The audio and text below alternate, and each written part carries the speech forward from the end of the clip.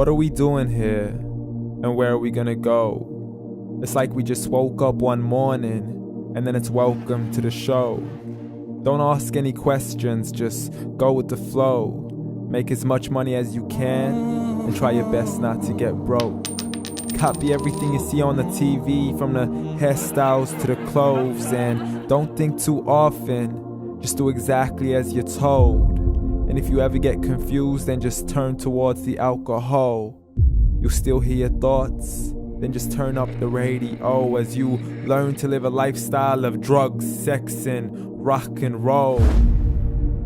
But in all honesty, I just need to know, is there more to the cycle than growing and getting old? Living and dying just to leave behind a happy home and a whole lot of property that somebody else is going to own.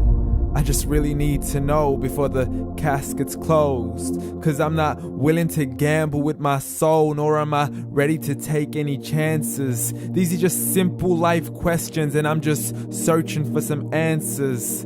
Like, what are we doing here? And what is our purpose? How did we get here, and who made us so perfect? And what happens once we go, or is this world all really worth it?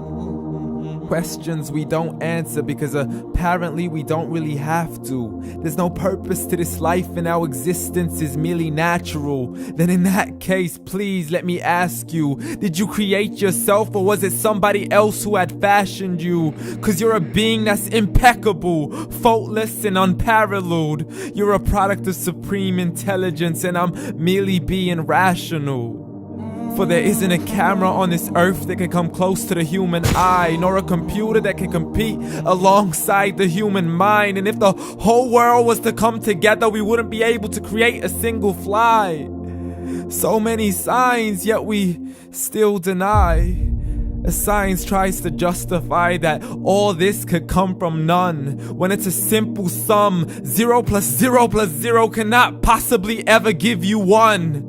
So from where did all this order come?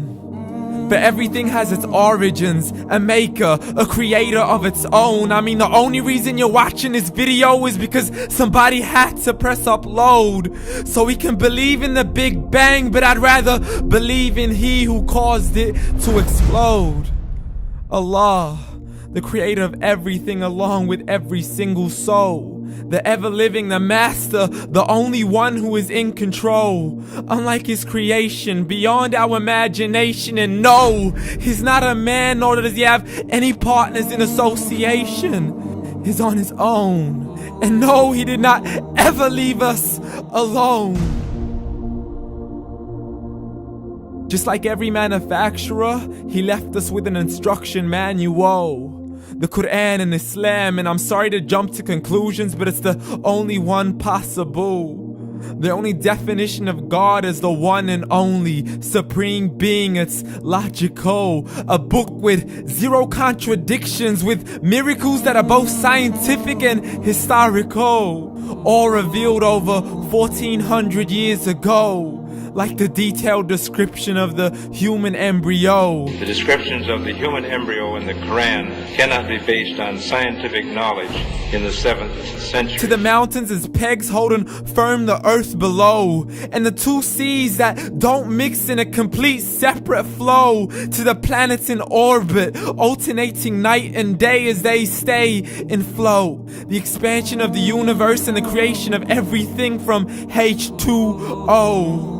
To the stories of the past and the preservation of Pharaoh. To identifying the lowest point in the land where Persia defeated Rome. The gushing fluid that created man in the glands between the ribs and the backbone. And not a word has changed, it's still the same. So please explain how all this was known over 1400 years ago.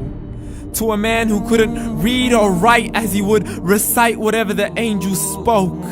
And if you still don't believe, please try to come up with something that's even close. But you can't, so we took God as a mockery and his messengers as a joke. Muhammad could not read or write.